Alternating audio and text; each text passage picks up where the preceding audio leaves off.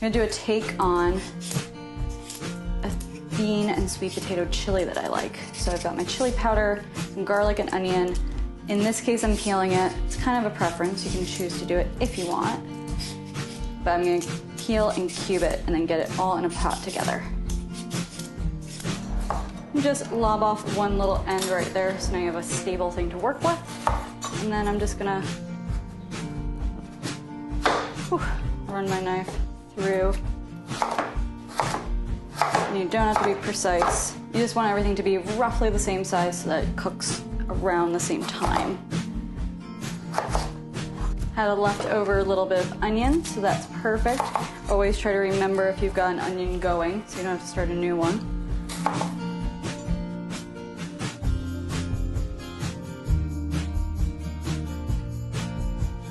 You just want to get your garlic pretty finely chopped.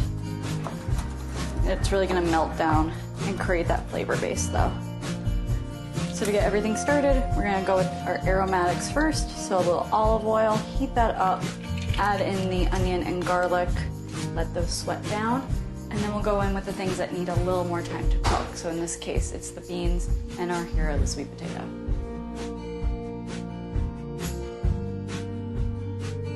We're gonna allow these to sweat down, and then with any chili, you've gotta add some chili. So I've got some chili powder. You can use chipotles and adobo sauce. You can use dried chilies that you have reconstituted. Do your thing, use what you have around. And I tend to do, I don't know, 1 or 2 of these. There's no measurements here. Use more if you want it spicier.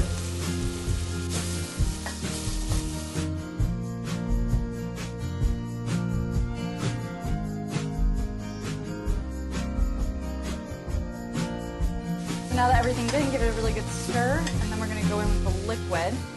In true kitchen improv nature, I've got some extra plum tomatoes that I had left over from sauce. I'm just going in with all of those. You can give them a little bit of a squeeze and break them up.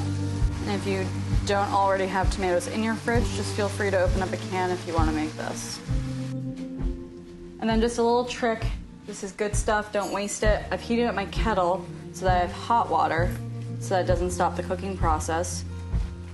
You can obviously use cold, and then just clean out your container.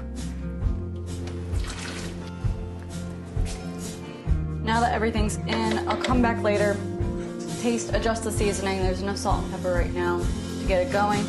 Lid on, and bring it up to a little bit of a bubble, and just let everything soften. Everything is almost done. Everything's getting really nice and tender. I remembered I have some cornmeal, which is a nice addition if you have it. Again, don't run out if you don't.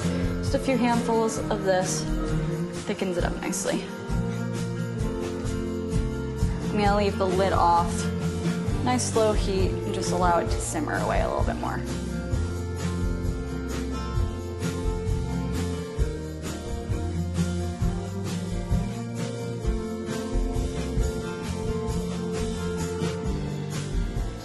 Another kitchen improv hero with the sweet potato.